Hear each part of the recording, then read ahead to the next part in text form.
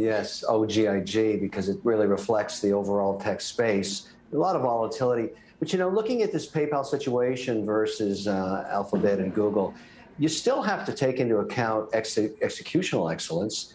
This is a case in PayPal's situation where they've reset a second quarter in a row, and they're getting punished very badly for it. The whole idea of resetting quarters is to throw everything, including the kitchen sink, in, and then start to perform again. When you reset twice in a row, like they've done here, you go into the institutional penalty box. These guys aren't coming out anytime soon. They're going to have to start printing multiple quarters back into the green and growth. They're going to be badly punished, so the pain isn't over. But that's the nature of tech. And when you can grow and show that you can consistently do it and execute, you get rewarded. That's what's happening with Microsoft. That's what's going to happen with Facebook, I think, on their print tonight. And that's what's going to happen with Alphabet. These guys are delivering, and tech is not over. Every time we say it's over and the P's need to be crushed because the Fed is moving and it's the end of the free world again, that's a buying opportunity, just like it was 2 weeks ago on that nasty Monday. Pete, I think you're back. I think your mic is fixed. I think we don't have to read lips anymore.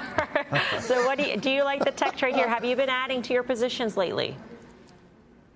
I have been, and I tell you what, Mel, I'm excited about what we are seeing, and it all comes down to, do you deliver? Apple delivered. They absolutely crushed the numbers. They had record earnings. Obviously, we all know that by now.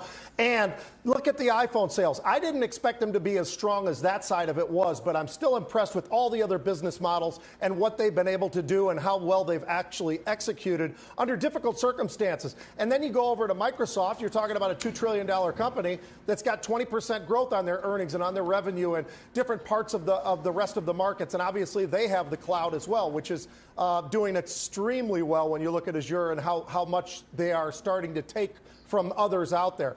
So I think when you look at this Google number, the numbers were strong. They were extremely strong. But I look at this, and part of the reason I think people are so excited about Alphabet, sorry, I said Google, but Alphabet is that 20 for 1, Mel. I think that's a big deal. I think that is the primary catalyst of why it's up as much as it is. I think their numbers were great, but they weren't like Apple, and they were not like Microsoft, in my opinion, at least. And what I think really did move the stock was that 20 for 1 split. I think people are very excited about that. We all know that that doesn't change dollar-wise a lot of different things, other than it gives people an opportunity to maybe look at a stock like this. We've always talked about this with Amazon and some of these big names, obviously, over time. When are they going to split? When are they going to give the consumer a chance? And that's what we wait for oftentimes. But I think the big tech has delivered. I agree with Kevin. I think Facebook will crush it again. Zuckerberg has not let us down in a really long period of time, so I'm expecting to see them come through as well.